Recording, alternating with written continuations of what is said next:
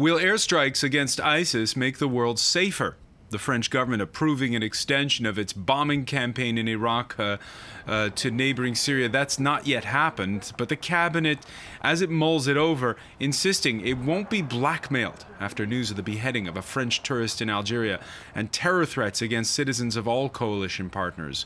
Over in UK, where Thursday's stories include the arrest of a radical preacher and the possible killing in Syria of a Brighton native turned jihadist, Parliament is preparing for a special session Friday to join the bombing campaign. Have the jihadists already won in one respect and succeeded in driving a wedge between the faiths? We'll be asking our panel, with a particular eye towards France, home to Europe's largest Muslim population. Today, in the France 24 debate, the answer to jihadism. And with us to talk about it, Corinne Narassiguin. She's a spokesperson for France's ruling Socialist Party. Welcome back to the show. Welcome as well to Guillaume Denoy de Saint-Marc.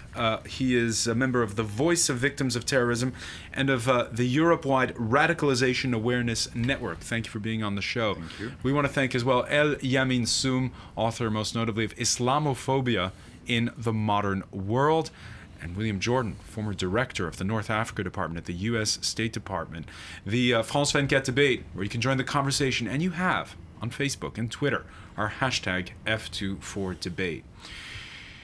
France this Thursday in shock over the assassination of 55-year-old Hervé Gourdel, a native of Provence, beheaded because he was French. Headlines newspaper Libération echoing the words of the French president at the United Nations in New York, François Hollande, who returned to Paris for a morning cabinet meeting to discuss, if anything, extending France's mission against ISIS.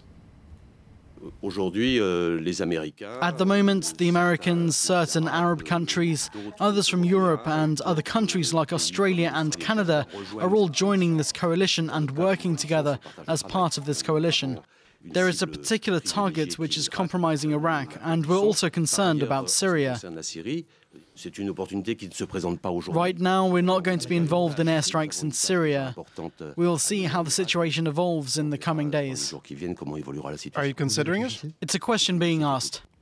A question being asked. Corinne Narassiguin, should there be strikes over Syria? It's definitely something that needs to be on the table because we know there are major bases in Syria. This is where everything started, really. So it has to be on the table, but it can be on the table only if there's a possibility of also a diplomatic solution, because we can't try to eradicate ISIS in Syria and then leave the country in the hands of Bashar al-Assad. William Jordan, French airstrikes in Syria, a good idea? I tend to agree with what was just said. I mean, I think for the French to consider that, it makes sense to want it to be in the context of an effort that actually has something other than a military component, and that you were seeing progress not just in Syria but in Iraq as well, and in terms of the two fronts, if you can call it that, dealing with the Islamic State. I mean, I think that without clearer sign of progress and a clearer set of the real goals and the means to achieve those goals than has already been set out, and there's been a lot of words, but we're still seeing the actions come together.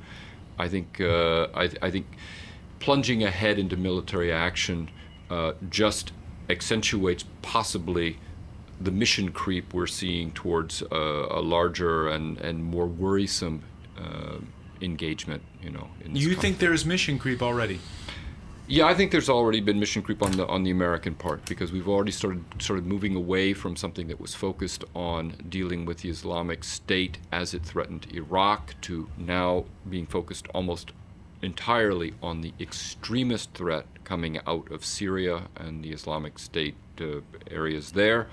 The United States is beginning to talk. I mean, I've already noticed with President Obama the other day, he has stopped talking about the clear threat, and we can talk about this more a little bit later, the clear threat to the United States that would bring the United States to attack in Syria, to something that is more focused on safe havens belonging to the Islamic State and to extremists. This is already beginning to turn into a larger campaign than I think it was originally presented. But the Pentagon going to great pains this Thursday to say that there were 16 sorties 10 of those 16 not by U.S. fighter jets, but by Arab partners. Sure.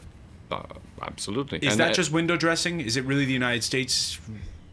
I hope it's not just window dressing, but I would expect the Pentagon to be wanting to wrap all of this up as a true international coalition. I mean, we've seen the United States do this before, and there's a part of me that says I hope this is a true multinational effort with a lot more involvement by all of the various partners, and not just something where the United States is either from the very beginning or later on, as the coalition partners fall away, it becomes an American war. It could become an American war. Guillaume Denoy de Saint-Marc, for now, here in this country, the question is it going to become a French war? We know there was another sortie announced by the French in Iraq this Thursday. Is the answer to the murder of that French tourist in Algeria to step up the campaign, to go into Syria and show that, as the president said, that France won't be blackmailed? I think it's very important that we shouldn't be too much frightened. It's a victim who's telling that. Your brother was... My father was killed in a terrorist attack, and we are dealing with a lot of victims from different terrorist attack, and of course of the last years and last months. But in the same time, there is a threat, a very important threat with ISIS and with all the fighters who went there or came back. And we have to solve the problem. I don't know if the bombing is a good solution, but anyway, we have to solve the problem, and we have to solve it. And stopping what we're doing just because one French has been killed would not be a good solution. And it's horrible what I say in a way, because I should support the families and I'm very close to the families. But there should be no bargain on that. We have to fight against the extremists on different ways. I'm not sure that war is the only one that should be used. We have to try to de-radicalize or counter-radicalization if possible, but we are at a point where it's very difficult. For the moment, we are on the war. We have to do something to stop what's going on. All right, that issue of how to de-radicalize, we're going to pick up on that again, because that's a key issue. One comment coming in from one of the viewers who says that for him the airstrikes are already working. Sean says they don't control the skies and can't move as an army. All they can hope for is to retreat into the cities and become an underground terrorist group. El Yamin Soum, you're a native of Algeria. Yeah. Your thoughts on what happened? I was talking today with some people from Algeria, and they all condemned what's happened yesterday. And in Algeria, they know what terrorism means. Because they suffered the war during the 90s. So today the reaction for the journalists, but for the people, they are afraid, because a lot of people thought that it was something in the past, and so now they are in Algeria. They are afraid about what's going to happen in the future, and there is like a solidarity movement in Algeria for the family of Hervé. Solidarity for the family of Hervé. Yeah. In all of Algeria, and I imagine especially in Kabylia itself. Yeah, but in all Algeria, because in Algeria there is this memory of what's happened during the 90s, and people are just looking like all around the world they would just want to live in peace and to have like a peaceful life, and for the image of the country, because the Algerian people as Mediterranean, they just say he was someone as a tourist, he was to be respected. So there is this very bad sensation even for the Algerian community in France. William Jordan, as a diplomat who was stationed in Algeria, your thoughts on that issue of how Algerians, of course, perceive the image problem that's going to ensue from this? I think this is very serious. I mean, the Algerian government has never entirely pretended as though the problems of the 1990s have completely gone away. I mean, the Algerian media regularly, fed by government sources, talks about how, and in the Kabylia region as well as other parts of Algeria, there is still a threat posed by the Al-Qaeda and the Islamic Maghreb movement. And I know that certainly when I was there, and I believe this is still the case, the Algerian state is very worried about the possibility of innocent tourists, such as Monsieur Gourdel, going into areas where they might fall into the hands of exactly the sort of people that he ran into. Algeria is concerned, and if I were an Algerian official, I would probably be concerned too, that this is not just going to be something that involves Westerners in the country, but it could potentially involve other people who are now identified as being quote-unquote part of the coalition. So I think that, you know, Saudis and Bahrainis and Jordanians and others who are, as well as French and Americans, need to be concerned about this. And I believe, because I know how the Algerian regime thinks, I believe that they will be doing everything they can to, where possible, especially in big cities, they will do everything possible to maintain strict security. All right, and one of the reactions coming in on Facebook, IS is fighting a lost battle. They will never prevail. But William Jordan, you just mentioned how it's really an asymmetrical battle, what with people taking part, foreign fighters taking part in the Middle East in that fighting, and some of them native-born. As the French were waking up to news of a French hostage killed, Britain was discovering the reported killing of 5 homegrown jihadists. They'd gone to fight in Syria. One of them, a 19-year-old Ibrahim Kamara, a native of Brighton, who'd taken the name Halil al-Brittani. His bereaved mother says his conversion went too quickly to stop him. The photo of him being dead, I don't want any details. I'm just saying whoever was responsible brainwashing my son to take this kind of measures, to go there, Allah will judge between me and them on the day of judgment. Your reaction, Corinne Narassigan, to that news. By the way, the 5 reportedly killed by a U.S. drone. Yes, well, I can't really comment on the specifics of this operation, but this just shows that this is a concern for the entire, all European countries and also for the U.S. Because ISIS has a capacity to recruit internationally and people come back. And this is also why it's not just a threat to Iraq, although it is a major problem for this region, the destabilization of this region, but it also has the capacity to expand in our own countries. And we have, I think, over 3,000 estimated combatants coming from Western countries, I think, maybe even more. So I know that here in France, the Interior Ministry figures are 930 that have either gone, are trying to go, yes, or are there Absolutely. now. For France. That's only for France. Absolutely, and we've already seen, unfortunately, when French person committed an atrocious act in Brussels not so long ago.